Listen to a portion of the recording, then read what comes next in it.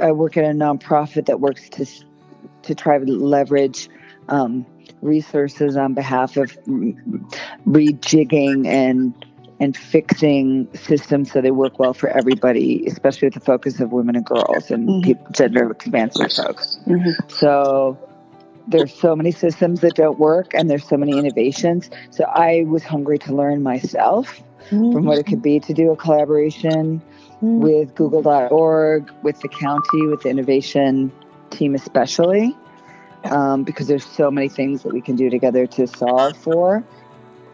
We have a real problem of having so many resources that people don't know how to connect to. Yeah. And so I brought up something into the conversation that's not me. I mean, our mayor keeps on talking about it, and it's a national trend, this no wrong door concept. Yes. There's so many phone numbers.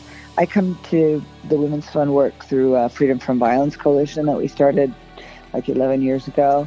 And it's mind-blowing how difficult it is to get people to agree that having simple numbers like 211 and 311 and 899 are the way to go for services. We shouldn't be competing. We should just making sure that we put resources into the back end of somebody who's under duress.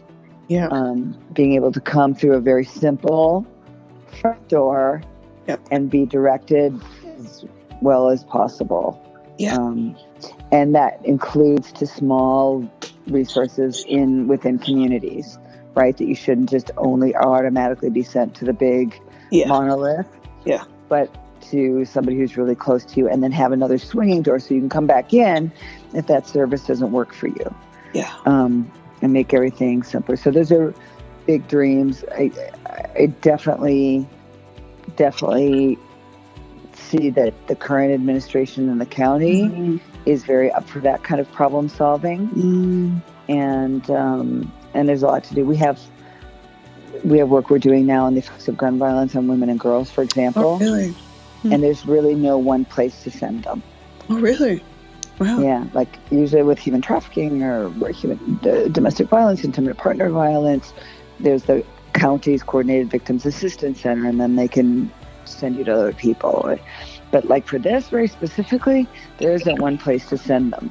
And that was the really current thing that I really had in my mind when this opportunity came across. I was so excited to accept. Wow.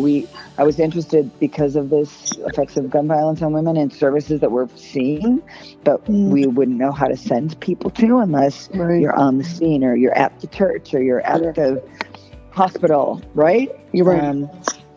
That's fun. And then we were especially interested because it was all the lie heat, because we've been working with the effects of extreme heat on pregnant people, on infants, and really, really, really clear to us that it's just going to get worse and worse, that people are not going to be able to afford, and pregnant people not be able to afford the difference between transport to work, food, clothing for the kid you already have, air conditioning for you.